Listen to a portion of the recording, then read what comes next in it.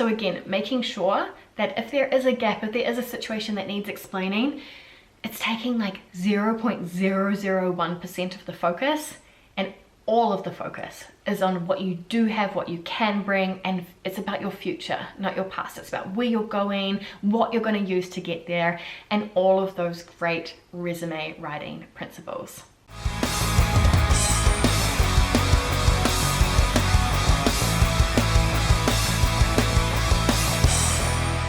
Welcome back to the Badass Careers YouTube channel, where we help you to really up-level your career. We help you find your calling, find your purpose, to brand and position yourself for some of the best opportunities on the job market, and build and create the career of your dreams. Now in today's video, I wanted to talk about employment gaps. I know it's not the sexiest topic on the planet. Now before getting started, I do want to say one thing, and this is the golden rule for any job search, all the way from your resume, CV, cover letter, all the way through to the interview, and then of course on the job as well. But honesty is key. At the end of the day, a simple employment check can bring out any information that the employer wants to know. Recruiters are going to be able to feel your energy when you're trying to stumble your way through something. Like, this is your story, own it. We're gonna learn how to highlight it in the best way, but there's no point trying to be sneaky or hide it. I see sometimes people trying, they take the dates off their employment, they take the months off, and they just put the years to try and smudge their way through their employment history and that kind of thing. And honestly, it's just not worth it. It's not worth being found out or having the recruiter or hiring manager at any point feeling like they've been tricked.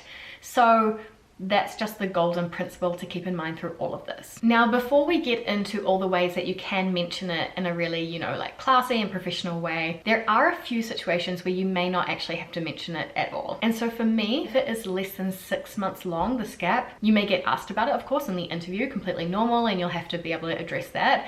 But less than 6 months old, my conviction personally is life happens. That's a normal, let's say, it takes on average 6 months to find a new job. So I would say that that is a very understandable gap on any person's resume. Another situation in which you may not actually have to mention it at all is if it happened a long time ago. So if it's maybe 7+ years ago, you don't have to address it or mention it in your resume. As always, it's going to be your most recent experience that counts, and an employment gap 9 years ago, I'd be pretty surprised if anyone dug into that. I mean, what's the point really? I also recommend sometimes for people with an extensive employment history, with 10+ years of experience, they can actually condense their work experience in what I call an early career summary, especially if that early career wasn't so relevant to the job that you're applying for now, or the positions you held, like internships or entry-level roles, aren't as powerful, that really aren't going to shift the dial for you. I do often recommend to my clients to create an early career summary. So what this might look like is listing out all of your experience for the past 10 years, and let's say you have 15 years of experience. That final 5 years, you might want to condense it by having a sentence saying a further 5 years experience spanning X, Y, and Z in the FMCG industry. Highlights include proof point, proof point, proof point, or achievement, achievement, achievement. So a nice sort of wrap up of those first 5 years of your career.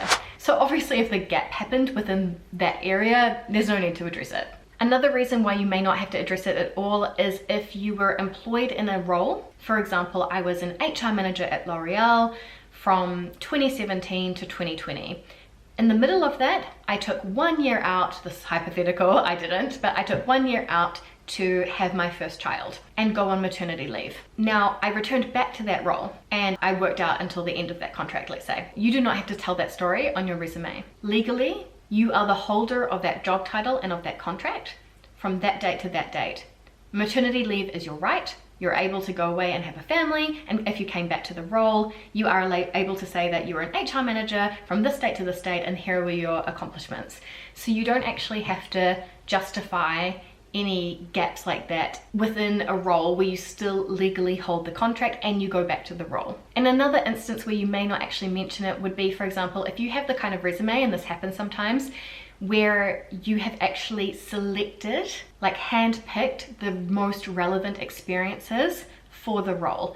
And in doing so, you have left out maybe 1 or 2 roles that are distracting or wouldn't really make sense. Or maybe, the general rule of thumb is that if you spent less than 3 months in a role and it seems like irrelevant now, or it's not going to help you get this job that you're going for. You don't necessarily have to put it on. Like, no one said ever that you have to put every single thing you've ever humanly done in your experience section and in your resume. You're allowed to call it, make sure it's very clear, but you're allowed to call it career highlights, experience highlights, and actually handpick the experiences that you are going to showcase for that. And in that case, if that's what you've been doing, you wouldn't necessarily have to justify the gaps, because you've made it clear that this is actually a selection, the highlights, or most relevant experience, or relevant experience includes.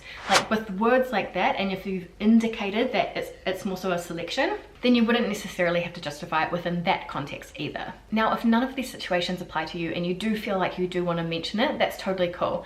But the first thing I would ask you to keep in mind is, what were you doing during that gap? Don't mind the reason for now, but whatever the gap was, just say you had a year off, 2 years off, whatever, what were you doing in that time? In which ways did you grow and develop? In which ways did you learn something new? In which ways did you build some transferable skills?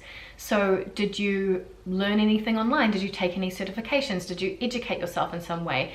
Were you volunteering? Did you pick up some freelancing work, even if it was unpaid? Unpaid experience counts. So did you do some freelancing gigs or some consulting in any way? Did you work part-time? All of these experiences can actually be used to your advantage when you're addressing a gap on your resume. So you might be able to highlight, depending on the situation, and we'll jump into some situations, but you may be able to highlight some things that you've learned, some things that you accomplished, and ways in which you've grown and developed that makes you an interesting person, colleague, team member. This is especially true if you have been freelancing or doing some gigs here and there. So I had a graphic designer that had quite a long employment gap, and in the meantime, while she was job hunting, she was doing wedding invitations for friends, some logos for friends, some unpaid work here and there, and a few paid gigs as well. And what we did is bundled all of that up together, and we said that she was, like, you know, freelance graphic designer,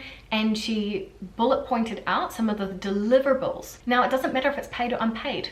This is work you've done. These are things that you've achieved.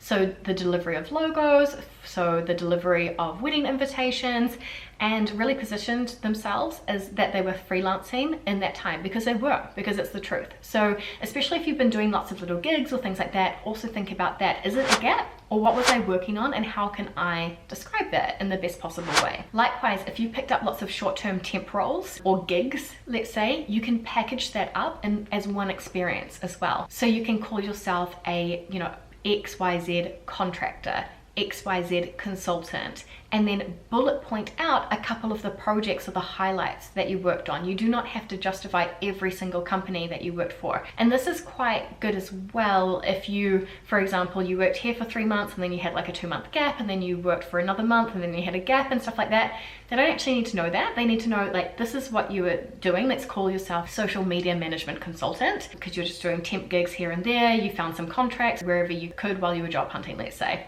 And you were doing that for 18 months. You have the job title is that you are a temporary contractor or consultant, whatever you want to call yourself, from the dates, that's covering the full 18 months. And then you'll bullet point out some examples of the work that you've achieved and delivered again. And again, you do not have to justify in your resume in this moment the exact length of those gigs or those contracts. You don't have to say, oh, by the way, out of the 18 months I was technically unemployed for 9. That's not the case. So just if you have that situation as well, I wanted to let you know that that's a possibility for you too. Now let's break down into some specific examples. So what if you have been traveling, for example? So I like to keep this very short, very simple. Whenever you're justifying some kind of absence on your resume, guys, we really do not want it to take up too much real estate, because where focus goes, energy flows. And so if you want the recruiter's energy to really focus on these gaps and stuff, and for that to be the main focus, then yeah, like, write a paragraph justifying yourself. Otherwise, let's keep it to a nice, short, sharp sentence or 2 maximum, and make sure in terms of the real estate, your resume is full of all the other great stuff that you've done. So if you've been traveling, you might want to say something like travel sabbatical resulting in immense personal growth, or traveled Europe for a year, allowing me to develop my problem-solving skills and self-confidence. Or again, something simple like work hiatus to travel 17 countries. Simple. Don't draw too much attention, don't justify your decision.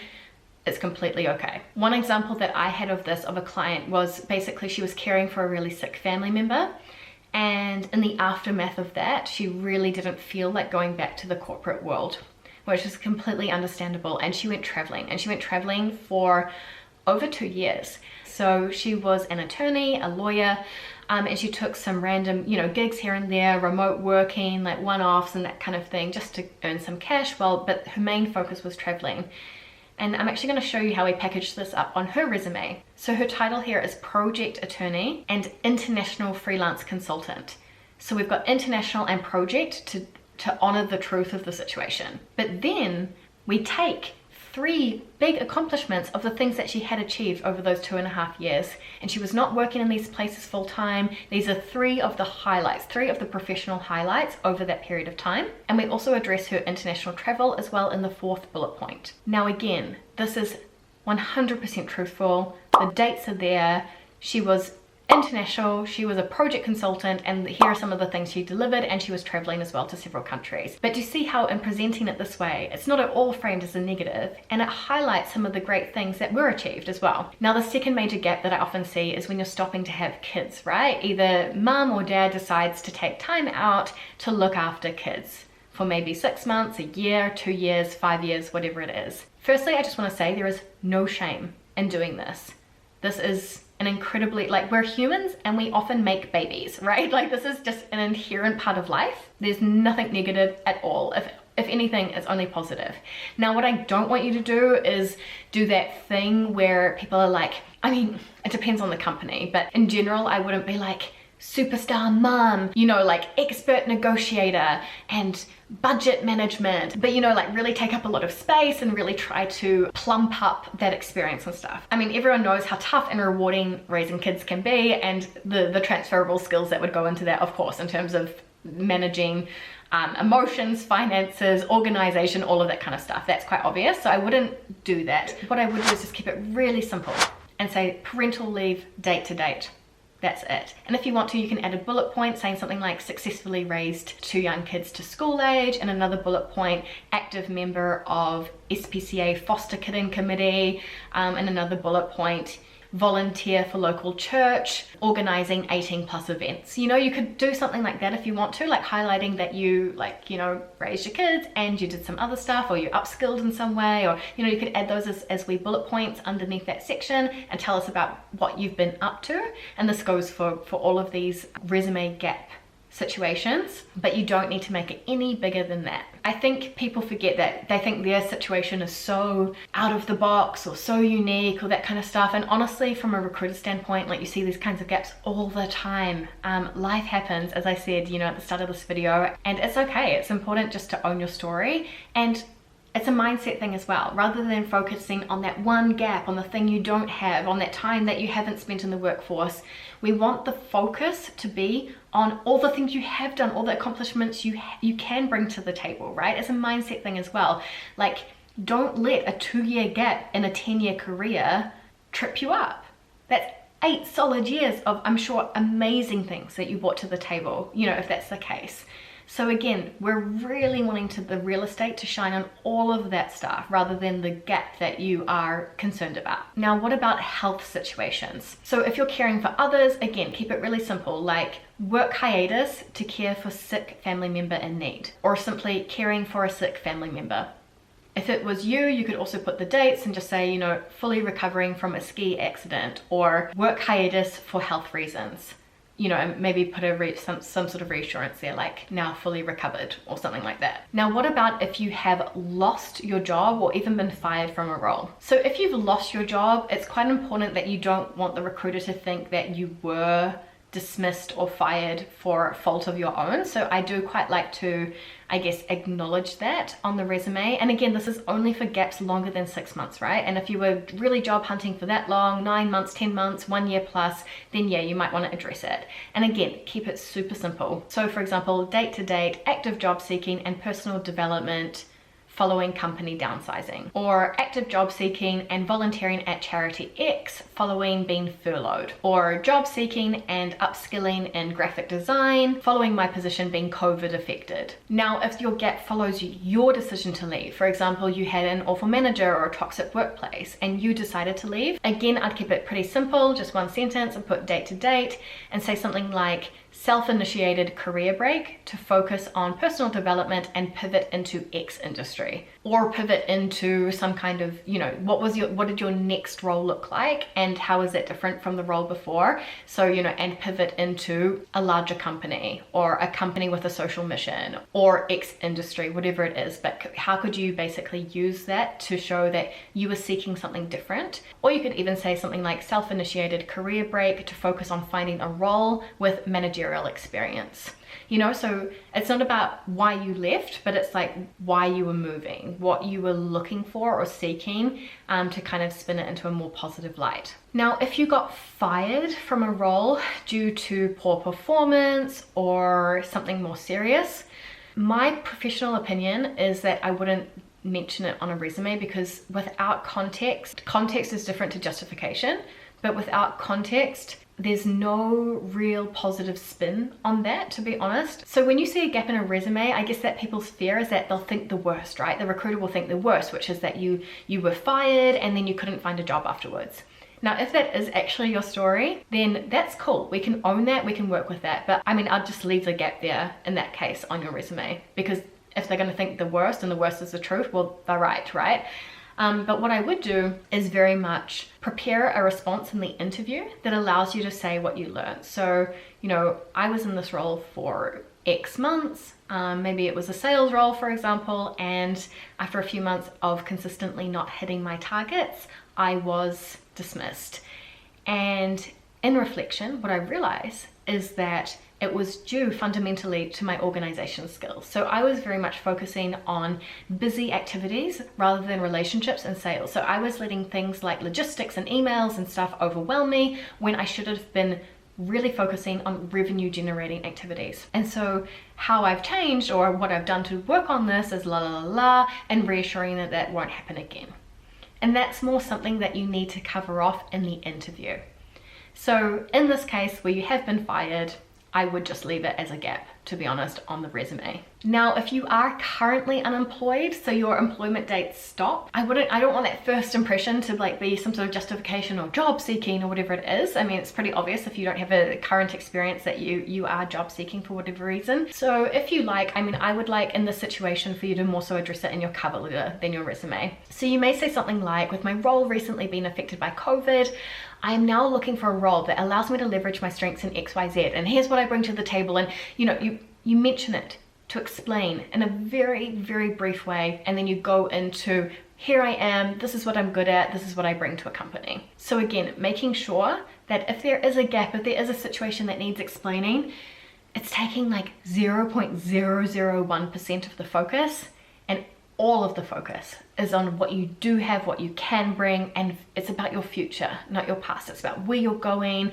what you're going to use to get there, and all of those great resume writing principles. So I hope that was really useful for you and helped you to answer the question on your mind about your gap. If not, please feel free to let me know in the comments down below. I'll continue answering your questions down there as well. And if you haven't already, I would highly recommend grabbing my killer resume cheat sheet, because this cheat sheet is going to help you to unlock such a great resume completely free, and it will take you through step by step of just some of the components that make a really, really killer resume. So if you haven't already, make sure that you subscribe to the channel. I will see you all next week, and until then, stay badass, and I'll see you next time.